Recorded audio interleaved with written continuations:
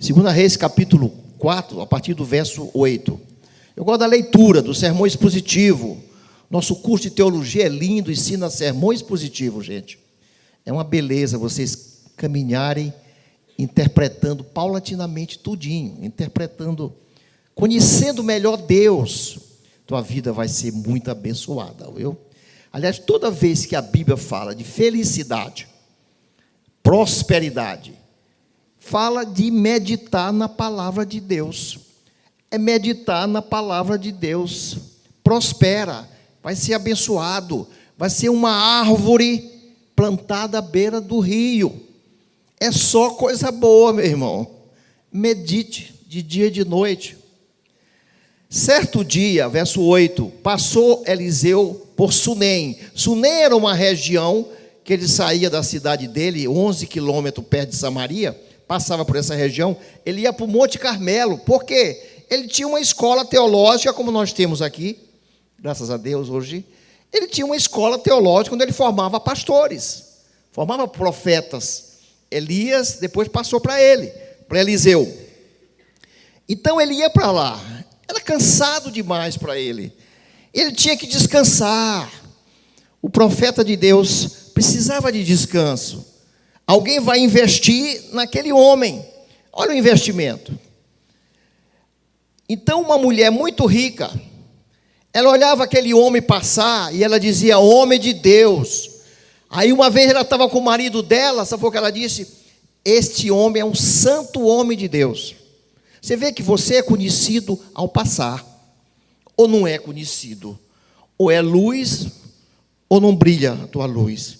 Isso é importante a gente meditar. Essa meditação, aí vem o transcendental, a revelação, através do Espírito Santo, por meu espírito, aí eu falo. É assim que Deus ensina para nós. E essa mulher vai dar show nesse aspecto. E vocês vão aprender e vão sair daqui diferente pela palavra de Deus. Então ela via e ela se constrangeu de ver aquele homem passar. E ela convidou ele para entrar. Toda vez que tu passar, vai fazer refeição aqui em casa. Porque tu passa cansado, faminto, para ir lá por 30 quilômetros depois, mais 30 quilômetros para o Monte Carmelo. Então, ele entrava e ali ele comia, fazia uma refeição com o seu auxiliar, Geazi, e passava e aquela mulher o hospedava. Mas certo dia ela não se conformou, meu irmão, ela queria ofertar mais para Deus, queria ofertar para os gideões. Ela queria mais, eu vou acreditar, eu vou investir mais na obra de Deus.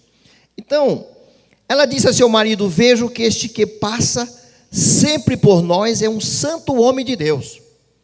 Olha que mulher sábia. Façamos-lhe, ela comunicando para o marido dela, gente. Mulher submissa, essas mulheres são espetaculares para o reino de Deus. Façamos-lhe, pois, em cima um pequeno quarto, obra de pedreiro, coisa bem feita. Ninguém vai ofertar para Deus coisa pequena. Acredite. E ponhamos-lhe nele uma cama que lembra descanso.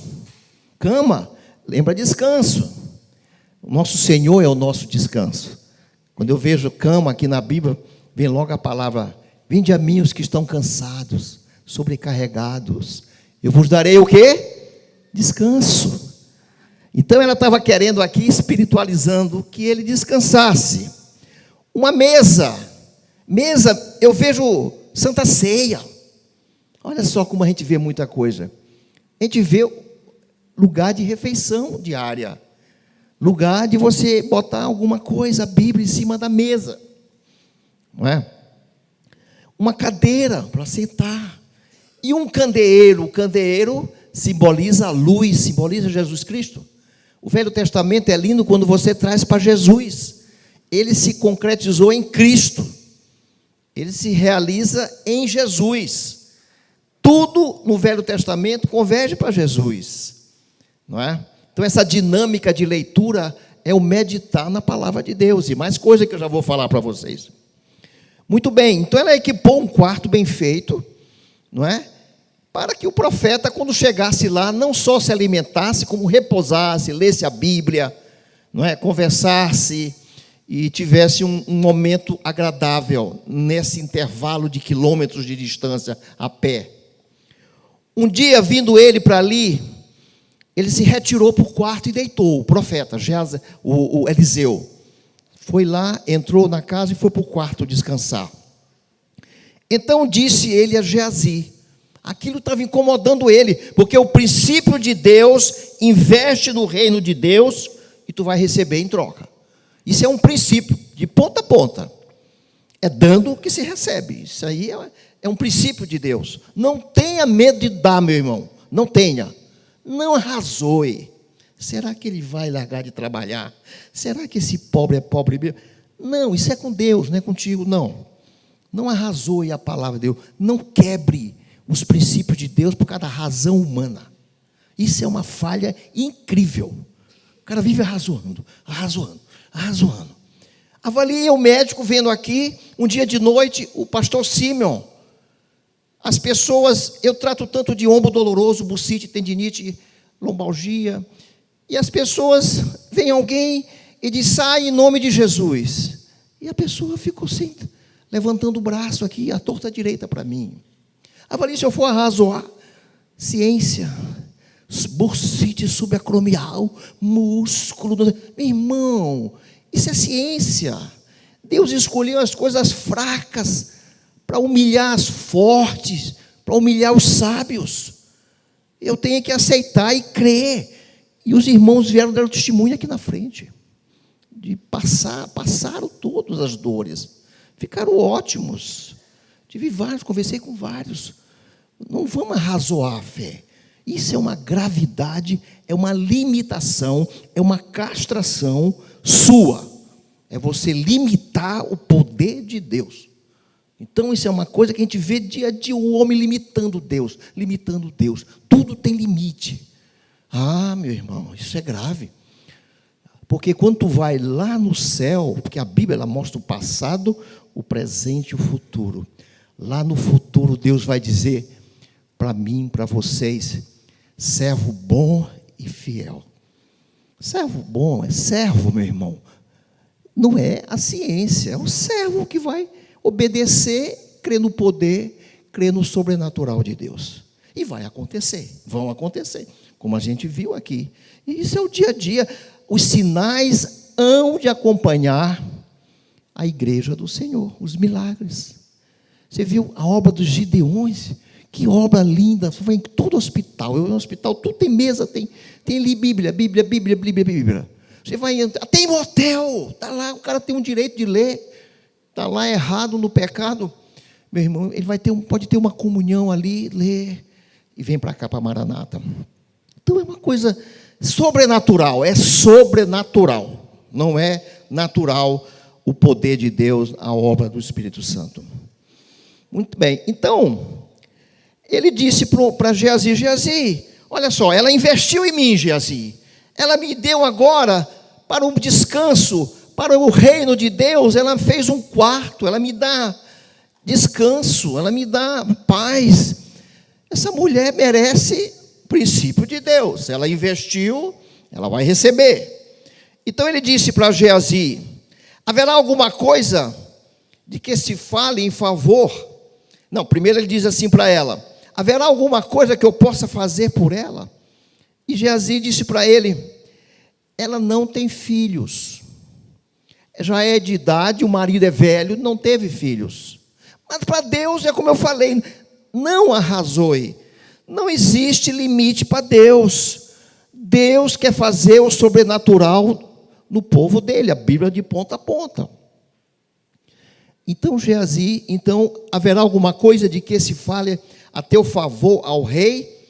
Geazi primeiro perguntou para ela, eu tenho influência, o rei só faz o que eu quero, tu queres que eu faça algum pedido para ti? Você quer receber algo em troca? Ou você quer que eu fale com o comandante do exército, verso 13, para teu favor, para te proteger, botar soldado aqui? Olha a resposta dessa mulher, ela disse, habito no meio do meu povo, Não quero favores de governo, favores de rei, não quero tirar proveito. O meu investimento no reino é para a glória de Jesus, é para a glória de Deus, e não para mim. E não para eu tirar proveito, e não para eu ganhar mais, que eu receba o que Deus tem para me dar, e não favores políticos, favores de reis e de comandantes das forças do exército israelita. Habito no meio do meu povo ora por mim, eu tenho tudo, sou feliz, eu abençoo, eles me abençoam. É aqui que eu sou abençoada, pelo poder de Deus, pelo poder do Espírito Santo, com meus irmãos. Que resposta honesta, sincera, não é? Que mulher, não é? Que mulher de caráter. Caráter, meu irmão, Deus, Ele vê muito caráter em pé, importantíssimo. Mau caratismo com Deus, o cara se quebra. Tirar proveito com Deus, Deus não gosta. Deus não se satisfaz com essas coisas. Deus quer ver integridade. A palavra que Deus quer para nós, muita gente aqui é honesta, muita gente é séria, muita gente é correta, mas não é íntegra. Não é íntegra. É pouco para nós. Temos que chegar ao ponto da integridade. Como essa mulher aqui, não quero. Eu quero viver e receber as bênçãos dos meus irmãos que oram por mim, que trabalham comigo, eu sou feliz com eles, embora não tenha filho. É uma coisa muito forte na vida de uma mãe. Então Eliseu disse: chame-a. Chamando ela, ela se pôs à porta. Disse-lhe o profeta: por este tempo, daqui a 1 ano, abraçarás um filho. Ela já idosa, aliás, a Bíblia é rica, né? Sara idosa também, a mãe de João Batista, Isabel, a mãe de Sansão, idosos. Mas Deus faz o impossível possível. Aliás, a definição de fé em Hebreus 11:1 é aquilo que não tem existência vai ter existência. Pronto. Aquilo que é impossível será possível para aquele que crê. Então, nós temos que entrar nessa profundidade, nessa dimensão do Espírito. Saímos da carne, saímos dos olhos da carne. Nós já vamos entender o que é isso aqui. Isso é importante você entender. Ela disse: não, meu Senhor, homem de Deus, não minta a tua serva. Ela disse: olha, eu estou duvidando. Ela foi sincera. Eu já sou idosa, meu marido é idoso. E ele disse: você dará luz a um filho no tempo determinado. Em 9 meses você dará luz a um filho. Concebeu a mulher e deu à luz um filho, no tempo determinado, verso 17. Quando ele fez 1 ano, segundo Eliseu lhe profetizara, tendo crescido o menino, saiu certo dia até com seu pai. Foram para a cega, foram para a colheita. O pai era fazendeiro, que se estava com os segadores. E ele se sentiu mal, a criança. Disse a seu pai: minha cabeça, meu pai, dói muito. Então o pai chamou o seu servo: leva-o à sua mãe. Será que está certo o que o pai fez, gente? Meu filho está passando mal. Será que ele não priorizou a colheita dele? Quantos pais aqui, que estão aqui, tudo entrega para a mãe. Prioridade dele, dinheiro, empresa. Prioridade dele, negócios. Não é a família, não são os filhos, não é a esposa. Quantos? Isso é uma coisa que a gente precisa meditar nisso. Quantos de vocês não têm o tempo para Deus? Quantos? Será que vale a pena guardar, entesourar, se tudo na face da terra vai ser queimado? O que adiantou Caim ter guardado tanta fortuna? O dilúvio veio e acabou com tudo. Agora, o que tu planta para o reino de Deus está sendo colocado em segundo plano. Então, é muito interessante que a gente medite. Muito bem. Então, essa criança, não é, foi levado para sua mãe. Ele o tomou e levou a sua mãe, o servo, cujos joelhos ficou sentado até o meio-dia, e a criança morreu. Você poderia perguntar: como é que Deus dá uma criança deu um filho para morrer. Que é isso, Deus? Meu irmão, acontecem umas coisas, até na Bíblia, para ensinar a gente a tomar decisões. Quando eu tenho um problema, eu procuro casos análogos para eu me encaminhar. Eu procuro coisas práticas. Eu digo, no meu caso, estou com esse problema, parecido com isso aqui. Aí eu sei usar a palavra de Deus.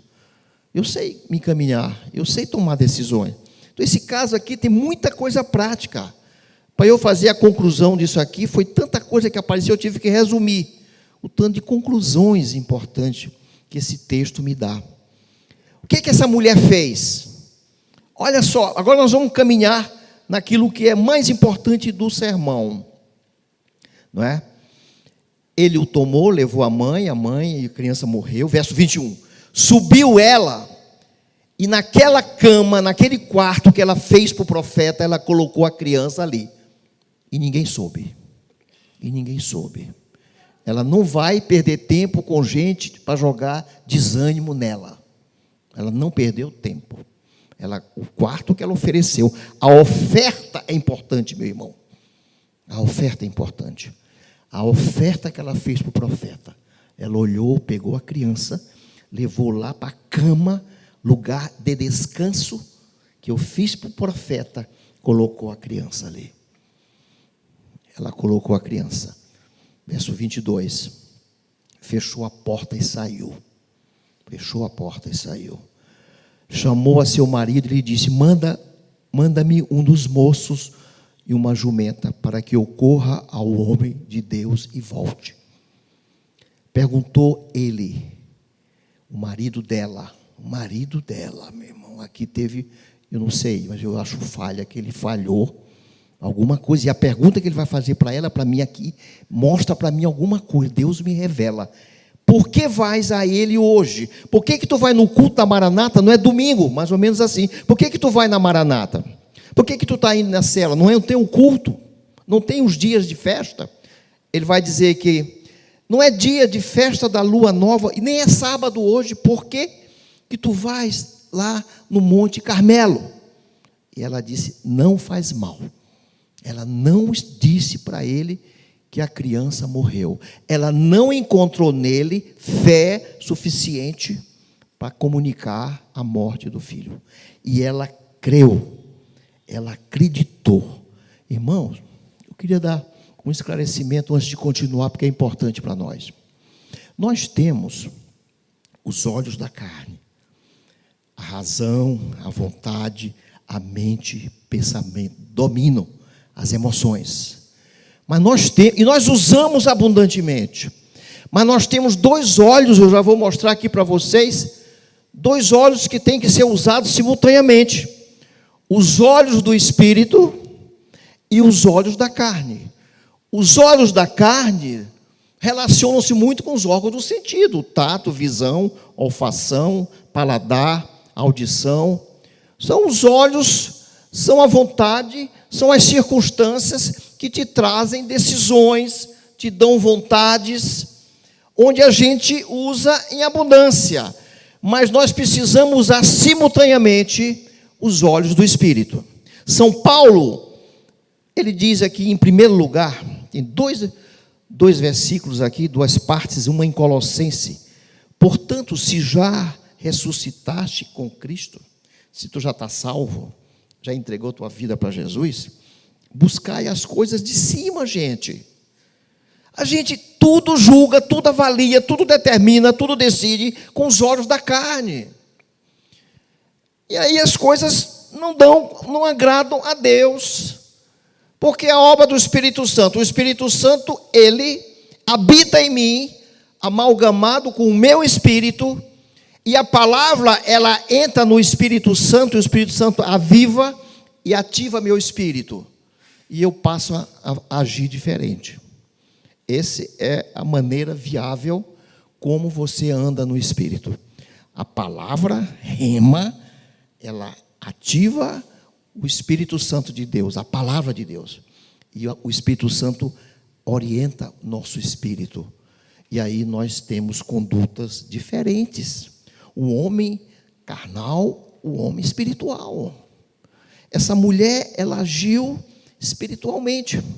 São Paulo vai falar uma coisa aqui também. São Paulo preso, olha só, numa masmorra, lá no final da prisão, sem sol, no escuro, e Deus vai falar, vai iluminar os olhos dele, vai dizer para nós coisa aqui importantíssima, Efésios 1, 17, 18, para que Deus do nosso Senhor Jesus Cristo, o Pai da glória, o Pai glorioso, vos dê conhecimento no Espírito, com espírito de sabedoria e de revelação. Vem pela palavra que aviva o Espírito Santo nos orienta. Palavra de sabedoria. Você precisa de sabedoria do alto, meu irmão. Você precisa de revelação. Você precisa de santificação. Você precisa cuidar do teu corpo, da tua vida.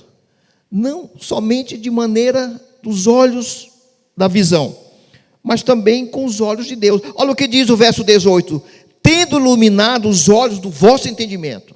Quem vai iluminar? Quem vai iluminar? Esses olhos? Nunca. Eu vou ser sempre um crente carnal. Eu vou ser sempre um crente duvidando. Eu vou ser sempre um crente almático, como alguns autores chamam. Não é? Tendo iluminado os olhos do vosso entendimento, para que saiba qual seja a esperança da tua vocação.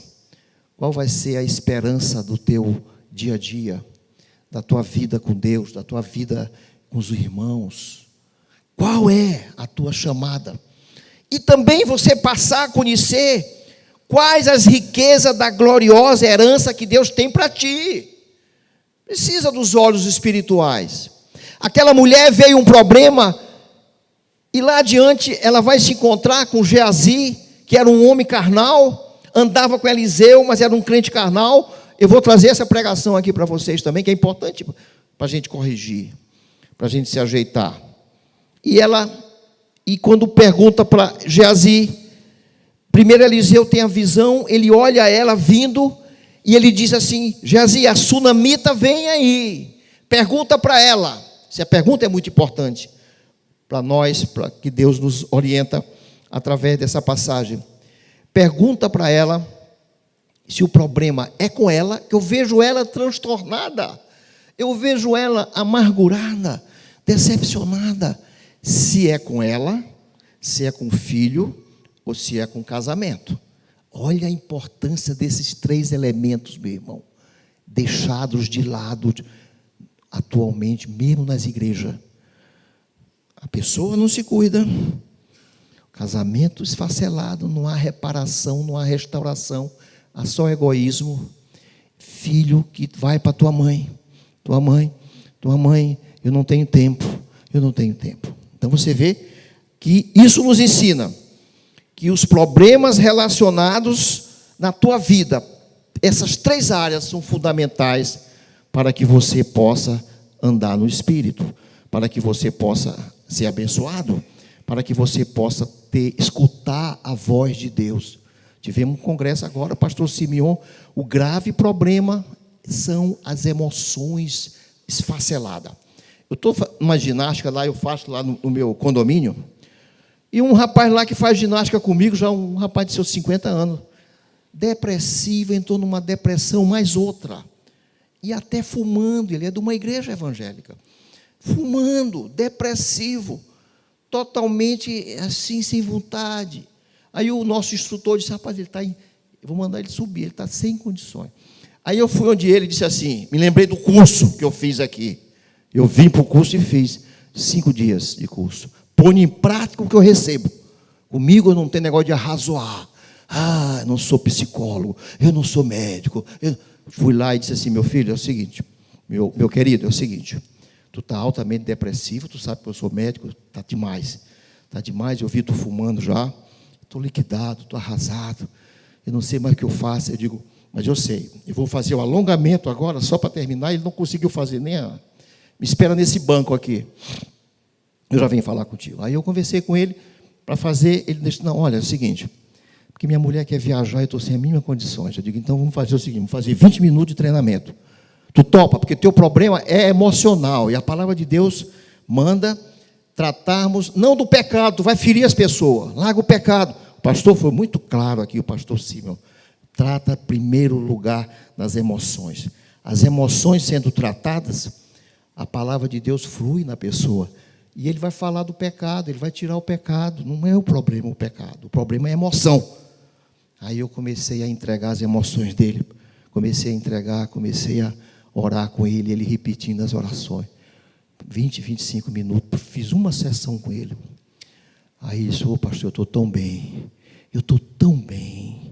olha, eu vou já viajar com minha mulher, meu casamento já está. Uma sessão, meu irmão, que eu fiz. Eu não gostei do curso, gostei, o curso bom, eu pus em prática. Chega de filosofia, de aprender, e não pratica. E é necessário que a gente... Essa mulher, eu vou dar um outro exemplo para vocês, que eu aprendi eu lendo um livro de um grande teólogo. Ele diz, gente, não é complicado. Por exemplo, ele dá esse exemplo aqui. De olhos bem abertos, olhem meu blazer. Está velho, surrado, mas olhe. Não julguem, não. Tá bom. Olha essa blusa aqui verdezinha, aqui por baixo. Todo mundo está vendo, seus olhos, os olhos, né, são bem visíveis. Olham tudo bem olhado e tal. O bolso, olha os botões. Tem algum que já caiu? Já caiu algum botão? Não, tem 2 botões. Agora faça o seguinte: todo mundo fecha os olhos. Vocês estão vendo o meu blazer surrado, com os 2 botões? Vocês conseguem ver com os olhos fechados? Consegue? Consegue? Todo mundo consegue. Sim ou não? Todo mundo consegue. Então nós temos esses olhos, não é? Onde os órgãos do sentido participam ativamente. E nós temos o olho interno, que nos conscientiza através da revelação, da intuição, da palavra avivada, da presença do Espírito Santo nos orientando, nos ensinando. Aquela mulher, ela usou as 2 visões dela. Primeiro, o profeta falou que ela estava transtornada, é lógico, morreu o filho. Segundo lugar, ela tomou decisões baseadas nos olhos espirituais. Vou dar um outro exemplo aqui para vocês. Deus, lá em Josué 6, versículo 1 e 2, Deus disse assim para Josué: Josué, sobe aqui no monte. Tu está vendo Jericó? Jericó, meus irmãos, tinha muralhas. Vocês conhecem o espigão ali da ponta da areia? A muralha dele era da largura do espigão, em volta. Era impenetrável. Tinha casa sobre a muralha. Festas, eles festejavam tudo ali. Era igual o espigão, só que era para a cidade toda. Ali era a glória deles. Aqui nós somos vitoriosos contra qualquer invasor. Aqui não tem como penetrar. Josué olhou com os olhos da carne e ele viu realmente que ali não conseguia, era intransponível se passar por ali. Deixa eu ver se eu pego aqui Josué capítulo 6, versículo 1 e 2. Mas aí Josué, Deus disse: Josué, tu está vendo aquelas muralhas? Pois olha, eu vou te entregar a cidade toda e vou te entregar o rei e todos os homens importantes, os grandes guerreiros daquela cidade. Josué aceitou aquilo, passou a visualizar diferente, passou a entender o que Deus queria que Josué fizesse, e aquilo que Deus iria fazer. O final vocês sabem, as muralhas caíram, as muralhas de Jericó. Por quê? Porque ele aceitou a palavra de Deus avivou o Espírito Santo, e o Espírito Santo avivou a alma dele, a razão dele, e ele passou a aceitar como realidade o fato de ele ia entrar na cidade. A mulher não aceitou também, ela olhou com os olhos do Espírito e colocou a criança no quarto, na cama, e ela não aceitou aquela morte. E ela vai até o profeta. E o profeta, chegando ela, pois, ao homem, primeiro ela teve com o homem Geazi, e Geazi perguntou: tu vais bem? Ela disse: estou bem. Como é que ela respondeu que estava bem? Ela estava mentindo? Quantos aqui acham que ela estava mentindo? Quando Geazi perguntou para ela: você está bem? E ela disse para Geazi: estou bem. Ela não mentiu, meu irmão, ela estava bem espiritualmente. Os olhos do Espírito viam a ressurreição do filho dela. Os olhos do Espírito. Quantas vezes Paulo, preso, dizia também: estou bem. Tanto na fartura quanto na necessidade, estou bem. Porque Paulo aprendeu a visualizar os olhos com os olhos do Espírito. Aprendeu a usar os olhos do Espírito. Quantos irmãos aqui, tudo se saem derrotados. Vem um problema, estou mal. Falam para as pessoas erradas que não é para falar. Quantas pessoas aceitam logo a derrota? Quantas pessoas não creem que Deus vai lhe dar a vitória com os problemas que acontecem no dia a dia da vida? Então, chegando ela, pois, ao homem de Deus, ao monte, abraçou-lhe os pés. Então, olha, ela não disse nada para Geazi, ela não acreditou em Geazi, ela foi ao profeta. Ela não foi a pessoas que não estavam preparadas. Olha o que Geazi vai fazer. Geazi fez tudo para arrancar ela da presença do profeta. Que homem de Deus é esse? O homem que estava sendo preparado para substituir Eliseu, mas não estava preparado. Fez tudo para arrancar, verso 27, fez tudo para arrancar, não é? Primeiro ela diz no verso 26, quando Geazi: vai tudo bem contigo, com teu marido, com teu menino? Ela respondeu: tudo bem. Olhos espirituais, tudo vai bem comigo. Meu irmão, é isso, meu irmão. Não decrete a derrota para ti.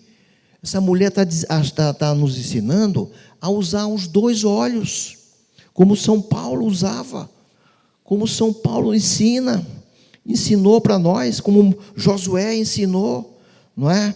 Mas o homem de Deus disse para ela, disse para Geazi: deixe-a, porque sua alma está amargurada. A parte carnal, os olhos da carne estão quebrados. A morte abalou ela. O Senhor me encobriu. Eliseu disse: eu não soube disso, eu estou sabendo agora. Disse ela: pedi ao meu Senhor algum filho? Aí ela vai falar com o profeta: eu lhe pedi algum filho? Eu não falei que eu estava bem vivendo no meu povo? Que eu já tenho uma idade avançada? Não me enganes, eu não falei para o Senhor, não me enganes, que eu não queria filho mais. Eu falei para o Senhor quis me dar uma alegria muito grande, eu recebi. Disse o profeta a Geazi: cinge os lombos, Geazi, pega meu bordão, que significa autoridade, vai na frente e toca na cabeça da criança. Põe o meu bordão sobre o rosto do menino. Porém, a mãe disse: não, meu senhor, daqui eu não saio enquanto o Senhor não for comigo. Eu não saio da bênção. Deus me deu essa criança, usou o Senhor, profeta de Deus. O Senhor vai comigo lá. Eu não abandono a minha fé pela revelação que o Espírito Santo me dá, olhando com os olhos da fé, olhando com os olhos da intuição, da revelação, do poder de Deus, que minha criança vai viver. E eu só vou daqui quando o Senhor for comigo. Aí o profeta Eliseu, você vê a autoridade, você vê a determinação, você vê a perseverança dessa mulher, a simplicidade, o amor, mas a determinação. Não era uma coisinha que vem e depois acabou. Aquilo vem, depois é tudo tênue, é tudo limitado quando a gente faz as coisas para Deus. É tudo muito limitado. As coisas não podem eclodir, não podem ter poder. Não há poder. Qual é o poder? Às vezes vem um problema no teu ministério. Ai, eu estou derrotada. Problema no casamento, entrega logo a derrota. Vem uma vontade de trair a mulher, entrega logo, entrega, rapaz. É muito fraco. falta revelação, poder de Deus entrar na tua vida e você vencer os obstáculos. Quantas vezes, quantos irmãos têm perdido filhos para Satanás? Por quê? Porque entrega. Tudo posso naquele que me fortalece. Pronto, age agora. Toma decisões. Então, Geazi foi, resultado, zero, nada.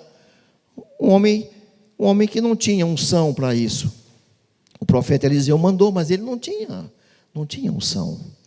Quantas vezes a gente manda alguém fazer uma obra, não faço porque eu não tenho condições. Não tem condições, meu irmão. É o poder de Deus, não é a tua revelação, não é a tua carne. Eu estou novo na fé, Não, vai. Deus quer essa determinação. Então, muito bem. Tão certo como vive o Senhor, tão certo como Jesus ressuscitou e vive, não te deixarei. Não te deixarei. Então ele se levantou e a seguiu. Geazi passou adiante deles e pôs o bordão, nada, resultado zero. Não houve nada, o menino não despertou, não tinha consagração, era um homem ambicioso. Vou trazer a vida de Geazi aqui. Era carnal, não tinha revelação, não usava os olhos interiores para nada na vida dele, não tinha consagração, não tinha santificação, egocêntrico, ambicioso, só pensava em dinheiro, só pensava em ter fortuna. E aí vem os problemas. Aí, pronto, agora tu vai assumir teus problemas. Meu irmão, Deus te chamou para a glória eterna e Ele quer tua família. Deus criou o homem à sua imagem e semelhança. Deus é família. Você também tem que ser família. Muito bem. Então Geazi passou adiante deles, nada. O menino não despertou. Tendo o profeta chegado à casa, eis que o menino estava morto sobre a cama que ela fez, que ela investiu, que ela não ficou com aquela conversa de dizer que no Novo Testamento não precisa investir nada para Deus. Coisas mentirosas mesmo, malignas. Não precisa dizimar, coisa maligna, que é a mínima coisa que tu pode fazer para Deus, é dízimo, 10%. Que a igreja, a noiva tinha que ser 20, 30, 40, como os puritanos faziam. Foi o povo mais rico dos Estados Unidos, da Inglaterra, do Reino Unido, porque é a noiva do Senhor, né? É o corpo de Cristo. Judeu não é corpo de Cristo, eles não tinham nem o Espírito Santo. O Espírito Santo vinha sobre o rei e ia embora, sobre o sacerdote, sobre profetas e ia embora. Sobre nós, Atos capítulo 2, leia Atos capítulo 2, vem em definitivo. Muito bem. Então o profeta, chegado à casa, o menino estava morto. Então ele entrou, fechou a porta sobre eles e orou ao Senhor. Muito pode a súplica do justo, hein, gente? Orou ao Senhor. Quantos irmãos não têm aqui orado bastante? Quanta gente aqui, a família está quebrada, ministério quebrado. Quantas pessoas aqui, seu trabalho para Deus está muito limitado, doenças, enfermidade, depressão, tristeza, tomando antidepressivo em grande quantidade, tranquilizante, irmão, e não sai, aquilo não sai mesmo. Quantas?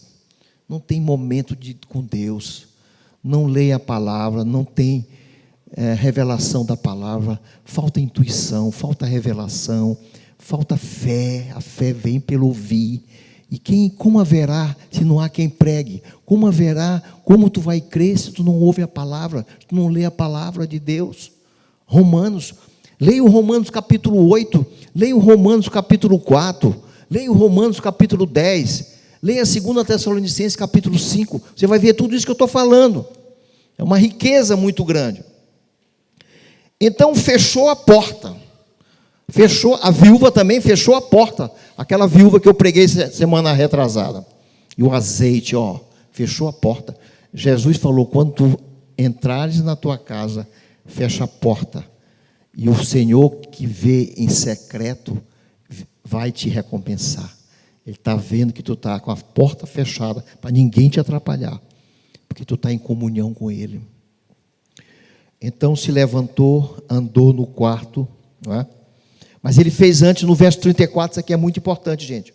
Isso aqui é muito importante. Subiu à cama, deitou-se sobre o menino, pondo sua boca sobre a boca dele. Você botou boca num cadáver, né, meu irmão? Boca num cadáver.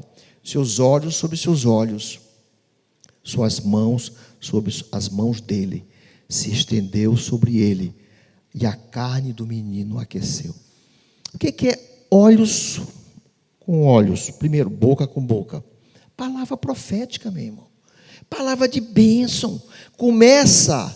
Aliás, eu estava vendo. A gente pensa às vezes que sabe das coisas e não sabe. Eu estava vendo meditar. Aí eu peguei o dicionário e fui ler sobre o que é meditar. Essa palavra no hebreu é Hagan. Significa você lê a palavra, lê de novo, aí tu começa a falar aquela palavra, tu começa a proferir aquela palavra, tu começa a repetir aquela palavra, tu sai de casa dizendo, tudo posso naquele que me fortalece, tudo posso naquele que me fortalece, eu sou uma árvore plantada sobre o ribeiro de água, não vai murchar uma folha, seus frutos darão na hora certa, nada vai me acontecer, nenhum mal causará na minha casa, caiam 10.000 à minha direita, 1.000 à esquerda, nada, seta nenhuma que voa de dia e de noite. Começa a falar essas palavras, meu irmão. A igreja ficou muito muda. Aliás, Jesus reclamou disso, até as pedras clamarão, porque o povo dele não vai falar. Vem um problema, não ora, não profetiza, abençoa, deixa a palavra fluir. Você vai ver como vai modificar a tua casa. Tua família vai ser outra. Abençoa teus negócios, abençoa os irmãos. Solta palavras de bênção. Não escuta a voz do diabo. O diabo quer calar a gente. O diabo não quer que você fale de Jesus lá fora. Fala. Deixa quem quiser não querer escutar. Muita gente vai escutar. Então, boca com boca. É a palavra. É a palavra escrita. É a palavra de Deus. Não é a tua palavra. Não, a tua palavra tua, da tua razão, dos olhos da carne. Palavra de Deus, essa palavra, ela veio pelos olhos do Espírito. Toda essa palavra aqui. Fala a palavra, o Senhor é meu pastor, nada me faltará. Está desempregado? Começa a falar isso aí, começa a meditar nesse. O Senhor é meu pastor, Ele vai me fazer repousar em águas tranquilas, vai me levar em pastos verdejantes. Fala, meu irmão, abre essa boca. Tu vai ver a tua vida mudar. Tu vai ver o que vai acontecer na tua vida. Olhos com os olhos, visão espiritual. A visão do Espírito Santo na minha mente, impregnando minha mente, meus valores cristãos. Senão vai ser triste. Senão teus valores cristãos serão aquém, muito aquém. É impossível Deus fazer milagres. É impossível célula multiplicar. É difícil. É muito difícil. Mãos com mãos. Tu tem abençoado as pessoas. Essa mão tem poder. Está lá no Salmo. Essa mão é poderosa. Tu tem abençoado teus filhos. Tu tenha priorizado as bênçãos de Deus para a tua família, para teus pais. Que triste vai ser. Eu tenho uma coisa que e sempre esteve na minha mente. O dia que eu chegar, no dia que nós todos vamos chegar lá no céu, eu quero escutar uma frase, eu só quero uma frase para mim. Servo bom e fiel. Só. Eu não quero mais nada. Eu não quero mais uma palavra, mas essa palavra eu vou escutar de Deus. Servo bom e fiel. Servo. Eu sirvo. Pronto, eu sirvo. Não tem nada de, eu não quero isso não. Eu quero ser servo bom e fiel. Então, nós precisamos aprender com Deus. E aí, meu irmão, o que aconteceu? Se levantou, andou no quarto uma vez de lá para cá e tornou a subir. Estendeu sobre o menino e ele espirrou 7 vezes e abriu os olhos. O número 7 é o número de Deus. O espirro, muitos teólogos não dão muita... Mas eles dizem que é uma revelação simples. É uma manifestação simples que tem vida. Pronto. É uma manifestação simples que a criança tem vida. É uma das. É uma das. Não é? Espirro, 7. O número 7, sim. O número 7 é número poderoso. Aí veja só. Então chamou a Geazi e disse: chama a sunamita. Chama essa mulher de fé. Chama essa mulher que vê as coisas pelos olhos do Espírito, que não se conforma com esses olhos carnais. Chame-a. Ele a chamou. E apresentando-se ela ao profeta, ele disse: toma teu filho, toma teu ministério, toma teu pastoral, tua vida de pastor, toma tua empresa, toma tua vida, toma tua saúde. Irmão, clame a Deus, faça como essa mulher, não entrega os pontos. Deus quer dizer para ti, eu creio que você pode recriar um novo homem. Eu tenho que ser um novo pai. Eu vou recriar pelo poder de Deus, pelo poder do Espírito Santo, pela revelação da palavra de Deus. Você pode ser um novo aluno. Você pode ser um novo universitário. Você pode ser, e deve ser, um novo pai, um novo marido, um novo comerciante, um novo médico. Lógico, quando eu me converti, primeiro, lá em casa, eu estava lá em casa, chegaram uns 12 carros, 15 carros, porque minha esposa se espantou comigo, que eu fiquei doido, pronto, fiquei doido. Era tanta gente preocupada comigo, Afonso ficou doido? Não, eu não, não estou doido não. Os médicos diziam: agora não presta mais, não serve mais para nada, ficou doido. Meu irmão, mas não existe coisa mais maravilhosa do que você ser doido para Deus.